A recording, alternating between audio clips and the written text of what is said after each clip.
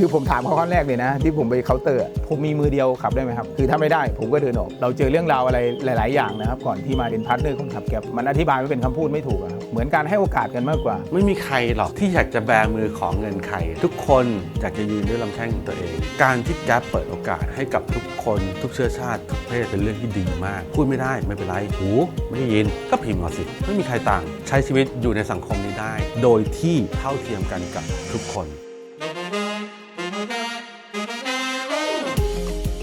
ชื่อสาพันธ์ศิรษาแก้วครับอายุ39ปีครับวันนั้นผมขับรถมาผมรู้สึกเหมือนไฟดับผมมองอะไรไม่เห็นแล้วปรากฏว่าผมรู้ตัวอีกครั้งหนึ่งนะครับผมเห็นรถแต่ไม่ทันละขาตัวเองไขว้ปรากฏว่ากระดูกผมเนี่ยหักทั้งหมด4 ท่อนจะหัก1 2 3 4คันเบรกกระแทกทะลุเข้ามาปลายข้างนี้มาอยู่ตรงนี้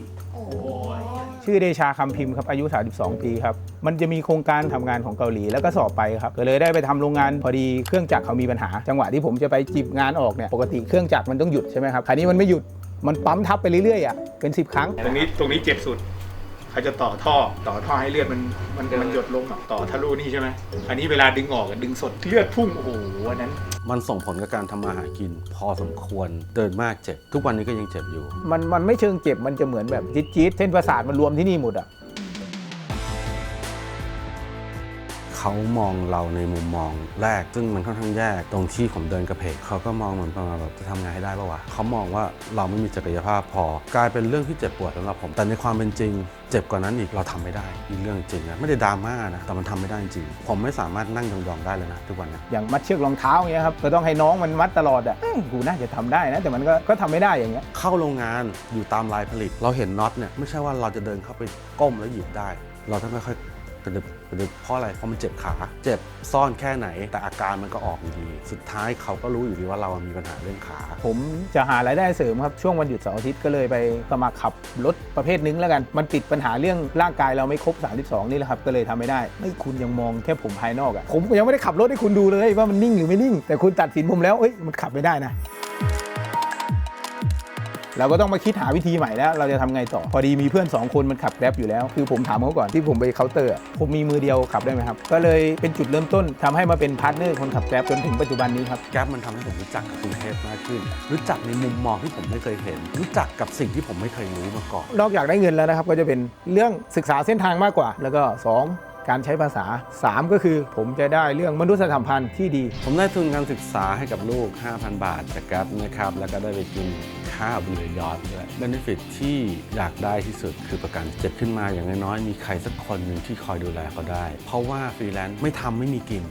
ทำเมื่อไหร่ถึงจะมีกินแต่ประเด็นคือถ้าเจ็บขึ้นมามันทำไม่ได้แล้วจะทำยังไงประกันของ Grab ณเวลานี้คุ้มครองตั้งแต่คุณเปิดแอปขึ้นมาจนกระทั่งไม่ว่าคุณจะทำงานอยู่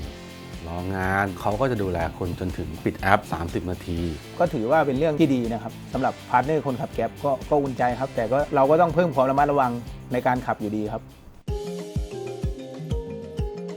ทุกคนไม่อยากเกิดมาเป็นแบบนี้แต่ถ้าสังคมเข้าใจเขาใช่ไหมแล้วก็หางานที่เหมาะสมกับเขาให้เขาทำผมว่ามันจะเป็นโอกาสแล้วก็ไม่ต้องเป็นภาระกับประเทศชาติด้วยส่วนมากคนจะมองคนพิการคือคุณต้องการความดูแลความเป็นห่วงแต่มันไม่ใช่คือเขาต้องการทำเหมือนคุณนั่นแหละคือเราต้องเปิดโอกาสเปิดกว้างครับไม่ใช่ไอ้นี่แม่งมือเดียวทำอะไรก็ไม่ได้คุณเคยไหมขับรถไปแล้วเห็นคนถือไม้เท้า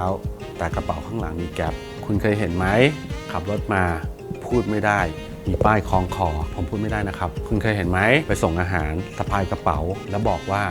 ผมไม่ได้ยินครับผมเคยเห็นนะเพราะฉะนั้นสิ่งที่แก๊ปทำอยู่ในตอนนี้เหมือนเป็นตัวผลักดันช่วยเหลือสังคมอย่างหนึ่งเหมือนกันทำให้ทุกคนมีเงิน